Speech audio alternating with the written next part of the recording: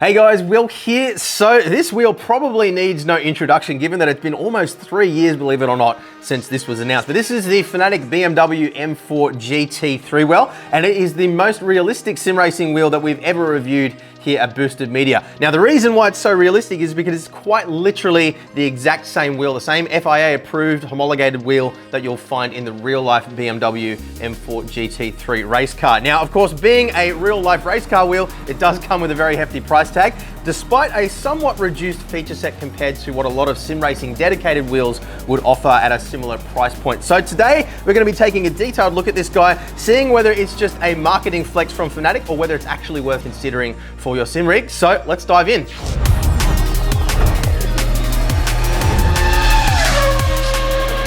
So I'm going to try and keep this as short and to the point as I possibly can today. Starting off firstly with a thank you to Fanatec for sending across this wheel for us to check out today. Now, as is usually the case here at Boosted Media, we are going to cross compare this against a few other options in today's video. So it's important that you guys know that everything that we're going to be looking at has all been sent to us under exactly the same kinds of conditions. Now, if you do decide you want to pick up any of the stuff that you see in today's video, there are some links down in the description below. Those are an awesome way of helping support our work here at Boosted Media at no additional cost to you. And that's just for those of you who find what we do here of benefit and want to help support us. So we really do appreciate your support there. But as is always the case, nobody gets to see the video before you guys do. And all the things that we're going to be talking about today are purely my own observations and my own opinion. So let's get started on the wheel now. Firstly, I want to talk just a little bit about compatibility, what you actually get inside the package, and then we'll talk about pricing. So they very heavily marketed this wheel towards the fact that it was a wheel that you could literally take out of the M4 GT3 race car. The way it is in reality, at least in the time of we're actually recording this video, is a little bit different from that. It is still shipping with Fanatec's Club Sport style QR1 quick release,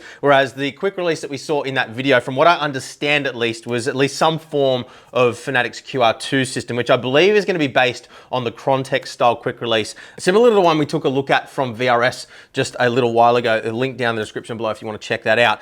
So the way it stands right now, if you do happen to own an M4 GT3 car, you're not going to be able to just take the wheel out and go plug it into a sim rig. It's not going to matter to anybody, I'm sure, but I just wanted to clear that up because it was something that wasn't intentionally misleading by Fanatec by any means. I'm sure they weren't expecting to be delaying the QR2 as far as they are, but the way it stands right now, just so you're perfectly clear, ships with the QR1 mechanism. If you buy one of these wheels, they will ship you the wheel side of the QR2 when it does release. You will, of course, have to buy the wheelbase side of that QR2. Now, I was actually hoping that the QR2 would release before I did this review. I actually held off on doing the review for quite some time. So from what I understand, the pin assembly in the back of the wheel will remain the same. It's just the physical quick release that sits around that that will change. The wheel actually interfaces with the real life race car, in case you're wondering, via CAN bus, which is a commonly used protocol for communicating with all sorts of bits of electronic gear within race cars these days, or even street cars for that matter. Whereas when you plug it into your sim rig, it's going to be using different pins and operating in the same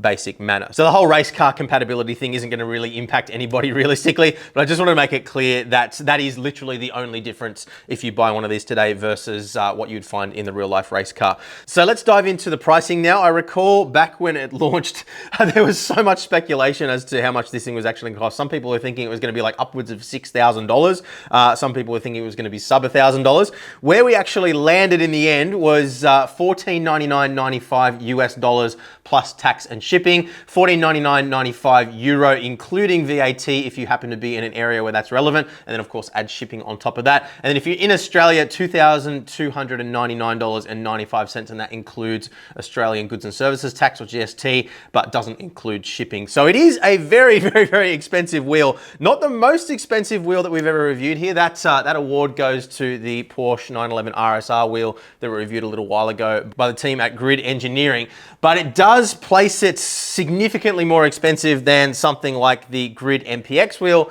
which we reviewed just recently, or even something like the Cube Controls F Pro wheel. The F Pro at the time of filming comes in at $846.27 US, again, not including tax or shipping, and the Grid MPX comes in at $1,049 US, again, excluding tax and shipping. Now, both of those wheels are very different from what we have here, and I think really the main determining determining factor on whether or not this wheel is going to be of value to you personally is going to be whether you want to have a real life race car wheel that matches exactly what you would find in the real life race car inside your sim rig. I think that's really where the value is in something like this. So it is a very expensive wheel, and therefore we have very, very high expectations when it comes to things like build quality, materials, feel, and ergonomics, all those important things. Obviously, to pass homologation and actually be FIA certified for use in a real life car, it has to be of a certain standard as well. So far and away, higher quality than any other wheel we've ever seen in the past from Fanatec, but the competition is very hot. Now, look, to be honest with you guys, I actually thought it was going to be more expensive than it is. In fact, just last night at the time of filming this, Porsche actually announced their own real-life race car GT3 wheel, which they're going to be selling in a limited quantity of 150 units. And believe it or not, the price of that guy was $10,475 US before taxes and shipping. And that doesn't even come with a quick release, and it actually has less functionality than this wheel has. So I personally was actually expecting this wheel to be about $1,000 more expensive than it actually is. And the reason I thought that is because around the same time I actually looked into upgrading the steering wheel on my real life BMW M2 competition, and the genuine M Performance wheel with the integrated display was actually $2,000 US to buy, and that's not FIA certified either, although it obviously does meet certain safety standards for the road. So I actually expected the wheel to be more expensive than it is, but that is certainly not to say that it isn't an extremely expensive wheel, which we will be holding to an extremely high standard in today's video. So let's dive into that side of things right now, see exactly what you are getting for your hard-earned cash. So the wheel itself has a diameter of 308 millimeters, which does place it on the larger side for a GT3 style racing wheel. Again, of course, being from the real life race car, you can't really argue whether or not it's a good size, but for sim racing and what I'm used to, I generally prefer something between about the 280 to 300 millimeter mark. The impact of that is quite simply that the larger the diameter of the wheel, the more of a damping effect it's going to have on the force feedback, the weaker the force feedback is going to feel. The smaller you go, the more twitchy and reactive the wheel is going to feel. So I find that Fanatec's other Formula and GT style wheels that come in at 270 millimeters are a little bit small for me. My personal subjective preference is between that 280 to 300 mark. So I did find this a little bit on the large side to drive with, but I did adapt to it very quickly, and it certainly wasn't a problem. It just comes down to what you're used to. Now, one other factor that you will need to consider there as well is the wheelbase that you're going to be running this guy on. The weaker the wheelbase, the more impact that's going to have overall. So if you're running something like a DD1 or DD2, 15 Newton meters and above, I really don't think this is going to be an issue at all. But if for some reason you're looking at spending this kind of money on something like a CSL-DD, it is something that is worthwhile considering. Another important consideration there as well is also the weight of the wheel. That has a similar impact to the diameter. The heavier the wheel is, the more rotating mass you have and the more damping effect it has on the force feedback. The lighter the wheel, the more twitchy and responsive it's going to feel overall. So this wheel weighs in at 1,400 grams, which does kind of push it towards the heavier side of things, but nowhere near as heavy as the Grid MPX, which weighs in at 1.7 kilograms, and that doesn't include the quick release that you put on that, whereas this weight does actually include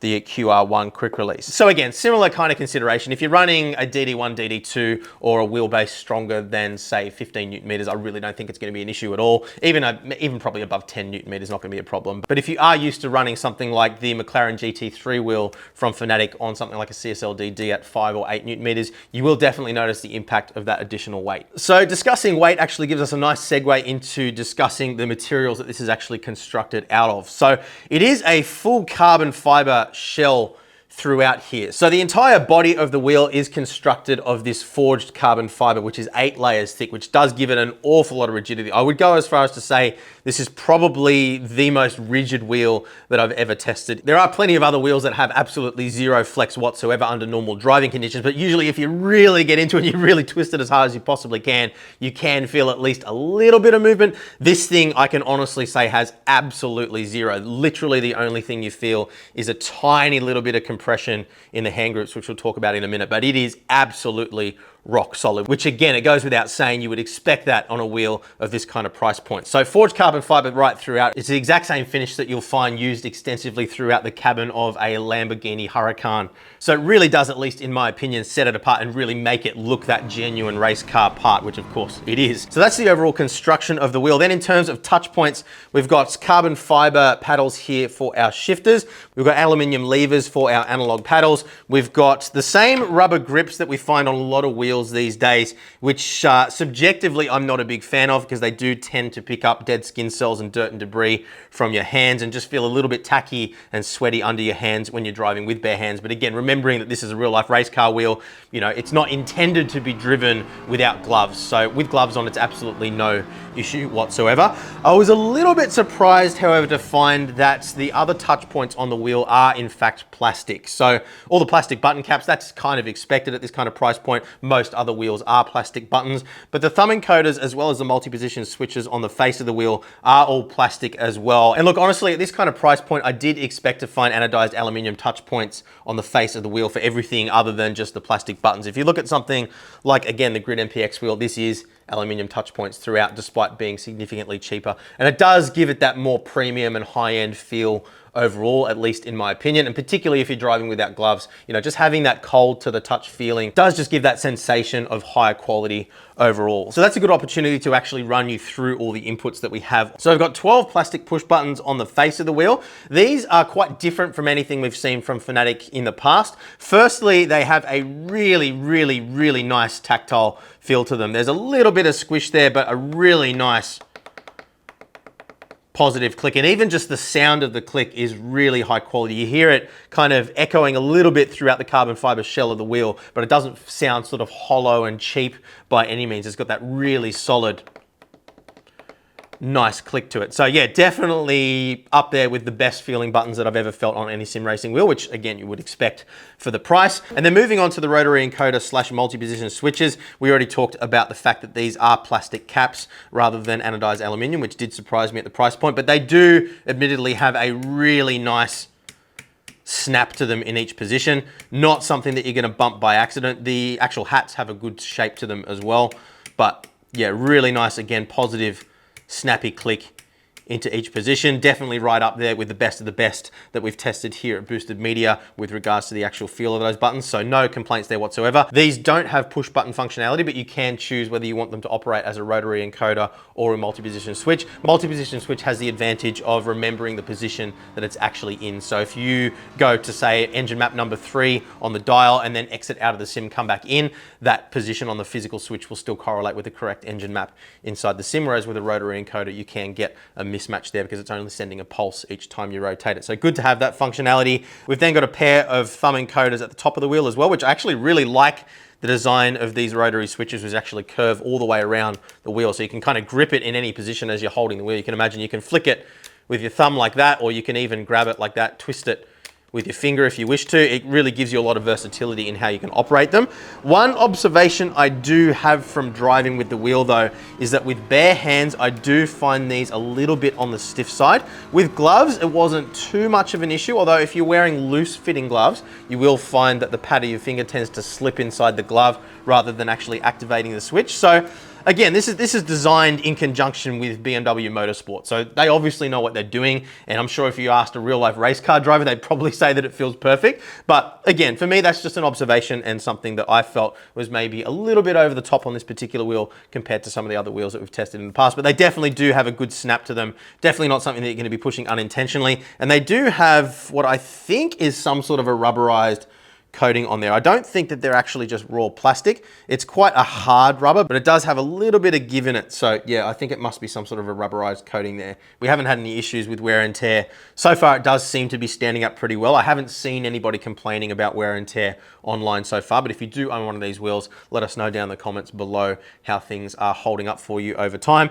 We already talked about the rubber grips. So in terms of push buttons, if we flip the wheel around now, you'll see on the back here, we also have 2 little buttons up the top, which have the exact same feel as the buttons on the face. Now, we talked about these with the Grid MPX wheel just recently as well. So those are really nice for using for features that you want to be able to access very quickly without taking your eyes off the road or adjusting your hand position. So you can imagine you can just quickly kind of bring your finger up and flick that without having to rotate your whole hand around to push a button on the face of the wheels. So I personally use these for things like ERS and DRS deployment. Obviously, that's not something that you have in a real life GT3 car, but you can assign that to any function that you want, just like the buttons on the face of the wheel. And then the shifters themselves are quite unique as well. So they actually have a push-pull functionality on both sides. So you could map them just as a standard up and down, plus and minus, as is indicated by the cutouts in the carbon fiber. but if you wanted to, you could also have push-pull on one side and then assign the other side to something completely different if you wish to do so. So that is quite cool as well. Again, not something that we've seen from Fanatec in the past. And the shifters do have a really nice snap to them as well. They're not adjustable like we see on some other wheels at this kind of price point, but a good amount of travel there, very comfortable to pull. And I actually really like the shape of these paddles as well. They allow you to kind of grip it in any position, and it kind of just makes sense. So yeah, good job there. One observation I did have is that the carbon fiber that they've used for these shifter paddles is quite thin. That is something that I complained about on the original versions of their Podium Advanced paddle module, because it did actually introduce quite a bit of flex into the paddle itself. And they actually did end up revising that design and using a thicker carbon fiber, which alleviated that issue.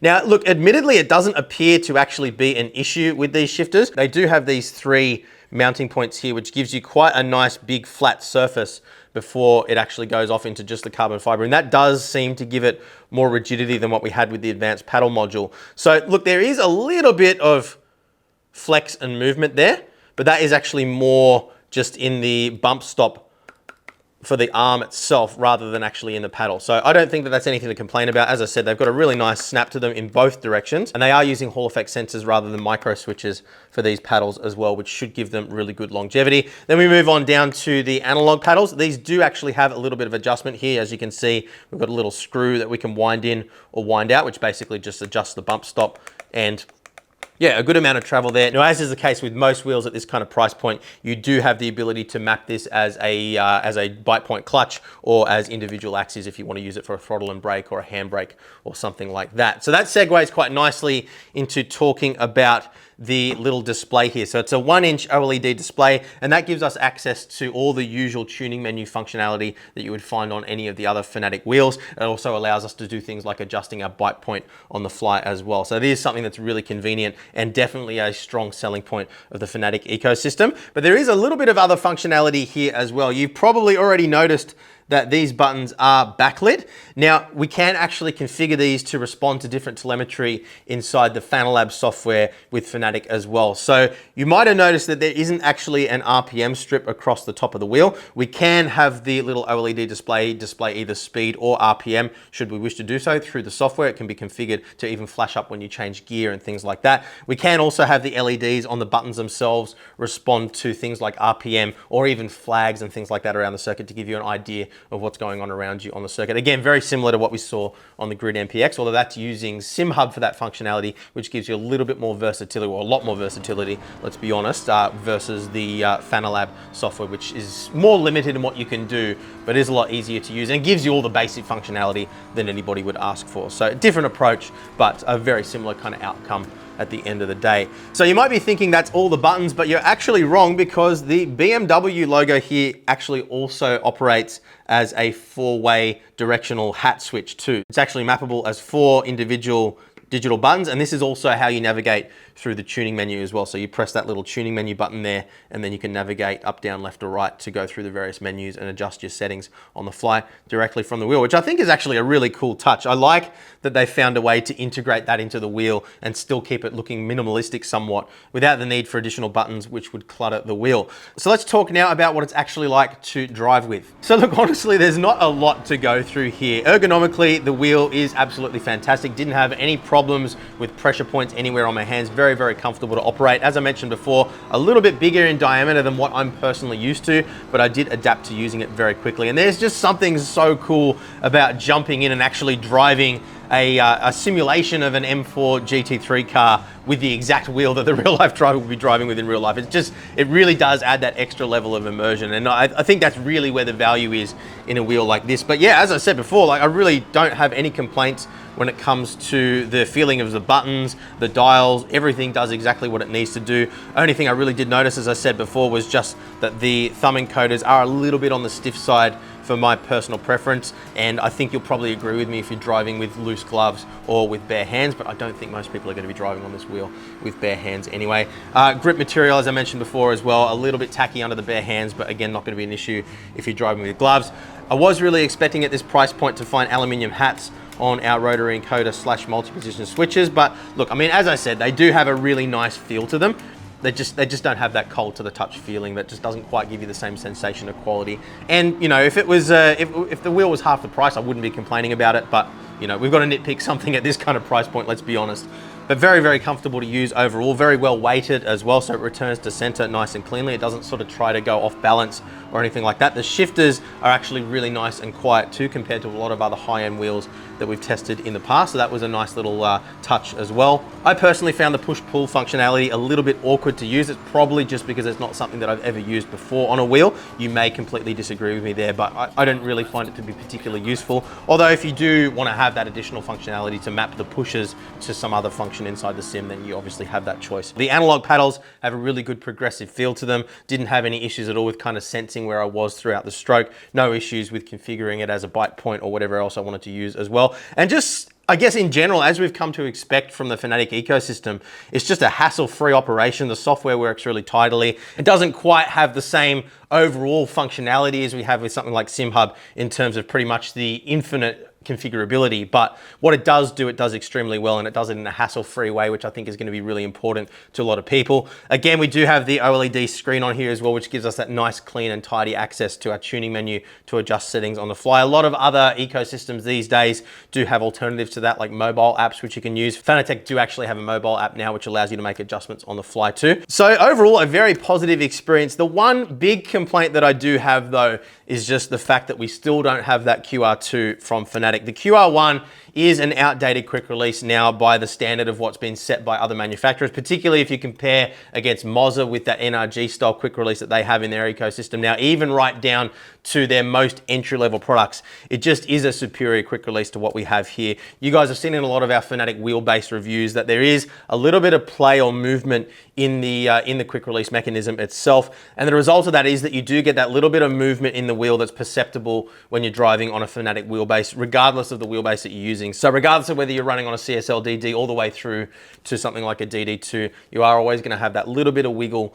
in the quick release using the QR1. Now, I really wish that I could say it's not going to be a problem in a month's time because the QR2 is coming or something like that. But look, honestly, at this point, the QR2 was announced almost 3 years ago, and we still haven't seen a release date for it. So I do feel like that's something that you need to consider if you're looking at buying one of these wheels. But if you're looking at running one of these on a Fanatec wheelbase, then you're already familiar with what I'm talking about here anyway. I just wanted to make sure that it was clear to you that the amount of flex in the quick release here isn't any better than with their cheaper wheels, despite the higher price point. But when we get the QR2, hopefully that will be addressed. Now, you might be wondering about running this wheel on other wheelbases as well. Now, obviously, it does have the Fanatec quick release. One thing I haven't talked about yet is this funny adapter that I have here. Now, because of the nature of this wheel and the way it connects to the real-life M4 GT3 car, you can't actually upgrade the firmware of the wheel through the wheelbase. You have to actually plug it in via this little adapter that they include inside the box. And when they ship their QR2s, they'll be shipping a separate connector which is compatible with those as well. So you will need to use this connector through to your PC to upgrade firmware. But if you are wanting to run this wheel on other wheelbases, you are in luck. Now, it's not an officially endorsed product by Fanatec, but sim racing machines actually do sell an adapter now, which is a plug and play style adapter. So what it essentially is a little PCB, which is going to marry up with the pins inside the back of the wheel. And we're gonna do a separate video where we take you through the installation process and show you some of their other products as well. So the way this is gonna work is you're going to unbolt the original outer portion of the quick release from the wheel. That's going to leave the pin assembly internally intact. So we don't have to pull the wheel apart and swap out the electronics or anything like that, which used to be the case. And then we basically have this replacement hub, which is going to bolt on in place of that. We've got the little PCB, which is going to interface with the original pins on the wheel. And then there is a nice high quality coiled USB cable, which is going to plug into that PCB via the little strain relief on the bottom of the adapter here. And then that can be plugged into your PC or even through, say, the Acertec quick release adapters, which we looked at just recently as well. You will still need to run Fanatec software on your PC to get all the functionality out of the wheel. So it's not going to suddenly make it SimHub compatible or something like that. But that does give you a nice, tidy way of actually running this wheel on pretty much any wheelbase on the market. Yeah, so you're not limited to the Fanatec ecosystem. So a big thumbs up for SRM for that product. But yeah, look, overall, I think it's an excellent wheel. It does all the things that it needs to do, and it does them all very well. Would I fork out this kind of money for the wheel? Probably not, compared to a lot of the other wheels that we've looked at over the years here. It's a lot of money to pay for essentially just having that realism inside your rig. I think if you're purely looking at a value for money proposition here, There are definitely other wheels on the market that give you more functionality, a higher overall build quality even, I would say, although this is very high build quality for less money than this costs. So really, I think what it's going to come down to is if you want to have a real life race car wheel that matches the real life M4 GT3 in your rig, and you're willing to spend this kind of money, you're not going to be disappointed with it. But if you're looking for the absolute best when it comes to build quality and feature set for the money, then this probably isn't it. And really, I think it's as simple as that. So I really hope that today's video has helped you out. If it has, leave a thumbs up. Give us any questions that you have down in the comments down below as well, and we'll get back to you as quickly as we possibly can. So that's it for today's video. Thank you very much for watching, and I will see you again very soon. Bye.